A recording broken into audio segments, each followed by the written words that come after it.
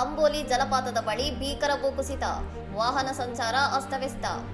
ಮಹಾರಾಷ್ಟ್ರದ ಸಾವಂತವಾಡಿ ತಾಲೂಕಿನ ಅಂಬೋಲಿ ಜಲಪಾತದ ಸಮೀಪ ಮಂಗಳವಾರ ತಡರಾತ್ರಿ ಭಾರೀ ಭೂಕುಸಿತ ಸಂಭವಿಸಿದ್ದು, ಬೆಳಗಾವಿ ಸಿಂಧುದುರ್ಗ ಸಂಪರ್ಕ ಮಾರ್ಗದಲ್ಲಿ ವಾಹನ ಸಂಚಾರಕ್ಕೆ ಭಾರೀ ಅಡಚಣೆ ಉಂಟಾಗಿದೆ.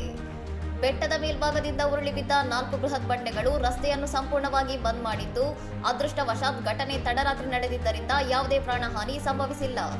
ವಿಷಯ ತಿಳಿಯುತ್ತಿದ್ದಂತೆಯೇ ಸ್ಥಳಕ್ಕೆ ಧಾವಿಸಿದ ಚಂದಗಡದ ಅಗ್ನಿಶಾಮಕ ಮತ್ತು ತುರ್ತು ಸೇವೆಗಳ ಸಿಬ್ಬಂದಿ ಭಾರೀ ಯಂತ್ರೋಪಕರಣಗಳನ್ನು ಬಳಸಿ ರಸ್ತೆ ತೆರವು ಕಾರ್ಯಾಚರಣೆಯನ್ನು ಕೈಗೊಂಡಿದ್ದಾರೆ.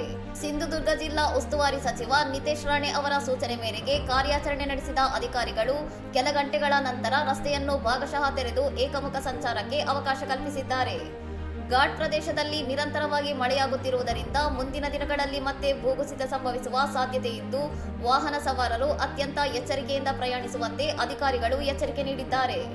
ಪ್ರಯಾಣಿಕರು ಮತ್ತು ಪ್ರವಾಸಿಗರ ಸುರಕ್ಷತೆಯ ದೃಷ್ಟಿಯಿಂದ ಈ ಮಾರ್ಗದಲ್ಲಿ ಸಂಚರಿಸುವಾಗ ಪರಿಸ್ಥಿತಿಯನ್ನು ಗಮನಿಸಿಕೊಂಡು ಮುನ್ನೆಚ್ಚರಿಕೆ ವಹಿಸುವುದು ಅವಶ್ಯಕವಾಗಿದೆ.